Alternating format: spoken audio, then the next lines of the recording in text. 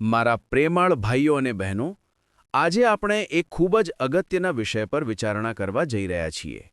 માસિક ધર્મના દિવસોમાં પાઠ પૂજા કરવી કે ના કરવી? મિત્રો, આ વિષય પર સમાજમાં ઘણા મતભેદ છે. કોઈ કહે છે કે સ્ત્રીએ એ દિવસોમાં પાઠ પૂજા ન કરવી, કોઈ કહે છે કે કરવી જ જોઈએ. પરંતુ સાચી સમજ મેળવવી એ ખૂબ જરૂરી છે. ભગવાને સ્ત્રીને વિશેષ શક્તિ આપી છે.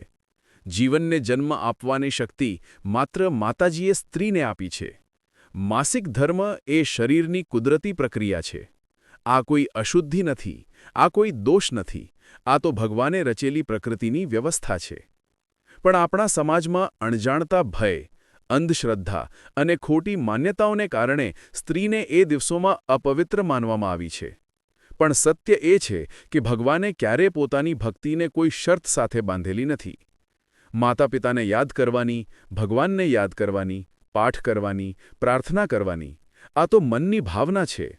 જો ભાવના શુદ્ધ છે તો શરીર શુદ્ધ કે અશુદ્ધ કહેવાય તે મોટું નથી.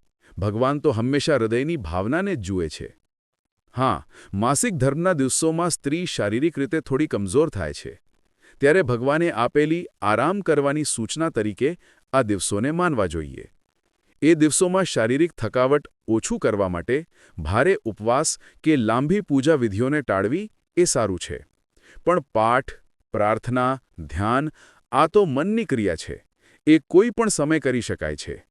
મિત્રો, જો માતાજી પોતાના ભક્તોને આશીર્વાદ આપવા માટે રાહ નથી જુએ, તો શું આપણે માતાજીને યાદ કરવામાં દિવસ, સમય, પરિસ્થિતિની રાહ જોવી જોઈએ?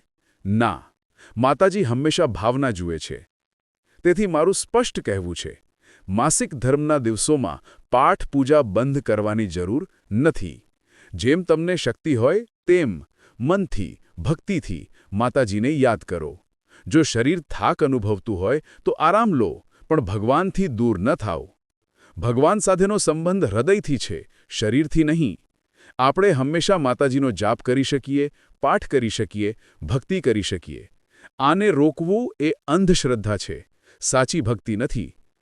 અંતે એક વાત યાદ રાખજો, સ્ત્રી એ શક્તિનું સ્વરૂપ છે. માસિક ધર્મના દિવસોમાં પણ તે માતાજીની શક્તિનું જ પ્રતીક છે. આ દિવસોમાં માતાજીનો જાપ, પાઠ, સ્મરણ એ તો વધુ પવિત્ર ગણાય છે, કેમ કે એ સમયમાં પણ ભાવના જળવાઈ રહે છે. તો ચાલો અંધશ્રદ્ધાથી દૂર રહીને સાચા અર્થમાં ભક્તિ કરીએ. માસિકના દિવસો હોય કે સામાન્ય દિવસો, ભગવાનની પ્રાર્થના ક્યારેય રોકવી નહીં. ભાઈઓ અને બહેનો, આજે આપણે એક અગત્યના વિષય પર વિચાર કરવા જઈ રહ્યા છીએ. માસિક ધર્મના દિવસોમાં પાઠ પૂજા કરવી કે ન કરવી? આ વિષય પર સમાજમાં સદીઓથી ચર્ચા છે.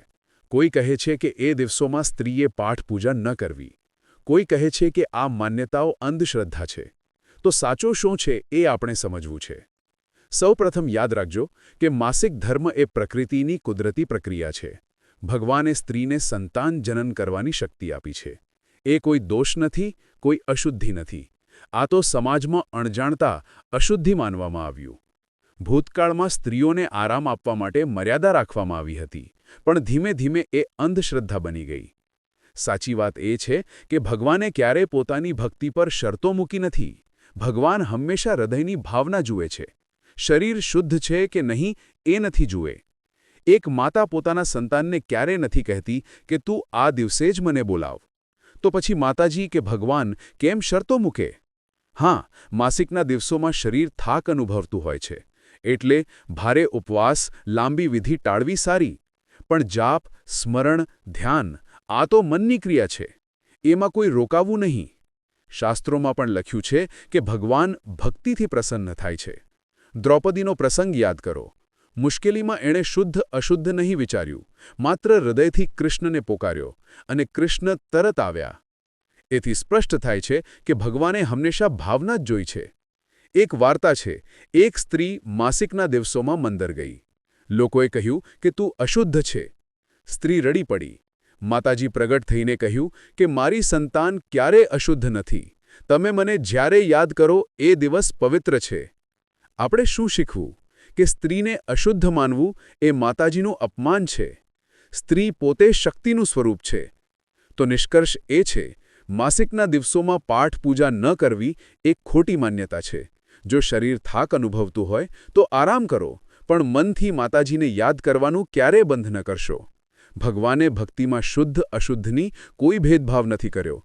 ભક્તિ માત્ર ભાવનાથી થાય છે. ચાલો આજે નક્કી કરીએ, સ્ત્રીને અશુદ્ધ માનવાની ખોટી માન્યતા છોડવી અને માસિકના દિવસોમાં પણ માતાજીનું સ્મરણ, પાઠ અને પ્રાર્થના કરવી.